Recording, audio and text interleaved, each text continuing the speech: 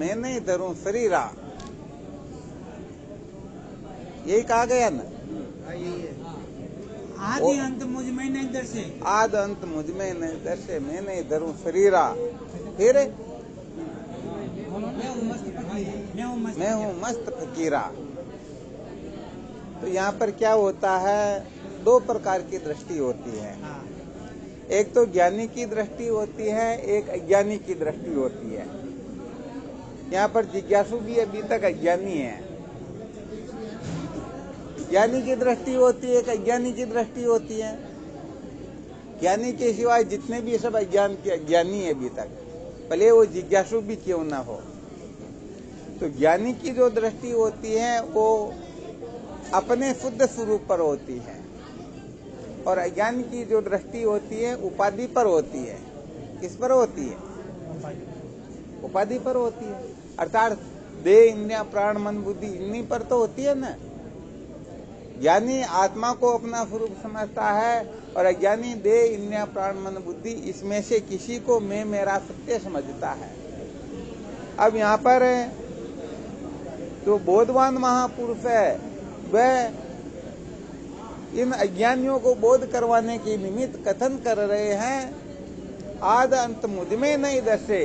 अरे भाई, तुमको जो ये शरीर की उत्पत्ति, संसार की उत्पत्ति और संसार का नाश जो दिखाई देता है ना, चाहे देह इंद्रिया प्राण मन बुद्धि कुछ भी क्यों ना हो, इनकी जो उत्पत्ति होती है, इनका जो नाश होता है, ये मेरे में है ही नहीं।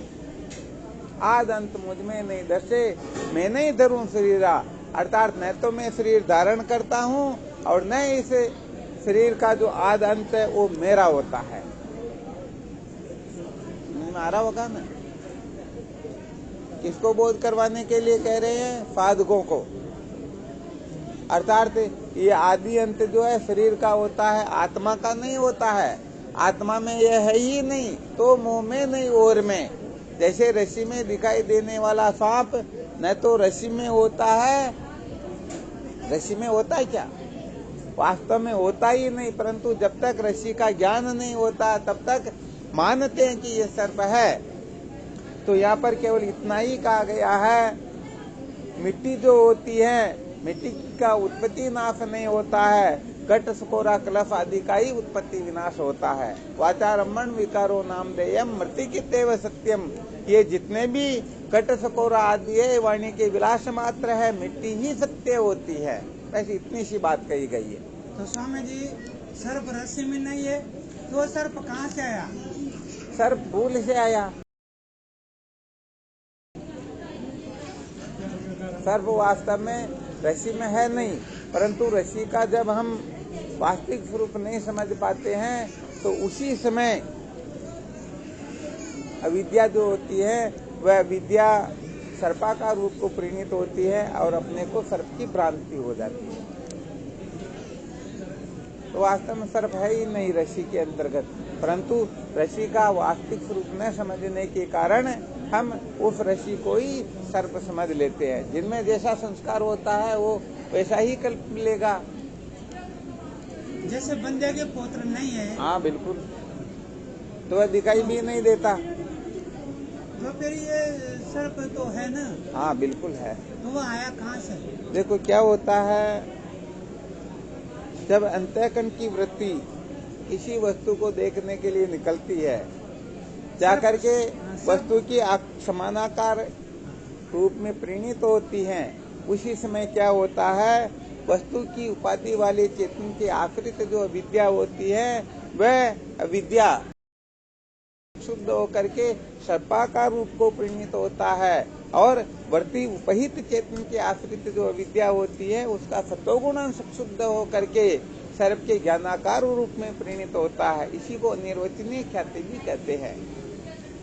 जहाँ पर किसी प्रकार का प्रतिबंधक न हो वहाँ पर तो यथार्थ ज्ञान हो जाएगा। जैसे ये माइक है, परंतु अंधकार के कारण या किसी प्रतिबंध के कारण जब वस्तु का आवरण भंग नहीं होता है तो उसी समय ये अविद्या में माया में क्षोभ होता है, और जिनमें जैसा संस्कार होता है उनको वैसा ही भान हो जाता है।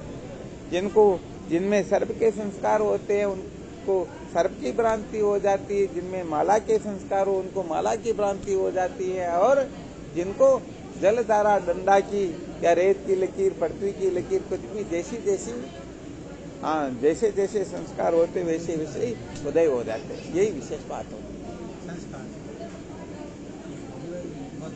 और जब ऋषि का यथार्थ ज्ञान होता तो उसी समय सर्प और सर्प का ज्ञान दोनों एक साथ ही नष्ट हो जाते हैं, क्योंकि ऋषि को न जानने से तो सारा सब कुछ हुआ।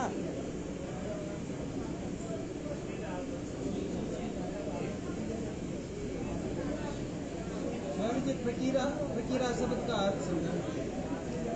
फकीरा किसे कहते हैं? जो सब प्रकार के फिक्र से मुक्त हो गया, द्वैत के अत्यंत भाव का जिनको निश्चय हुआ, वही वास्तव में फकीर होता है।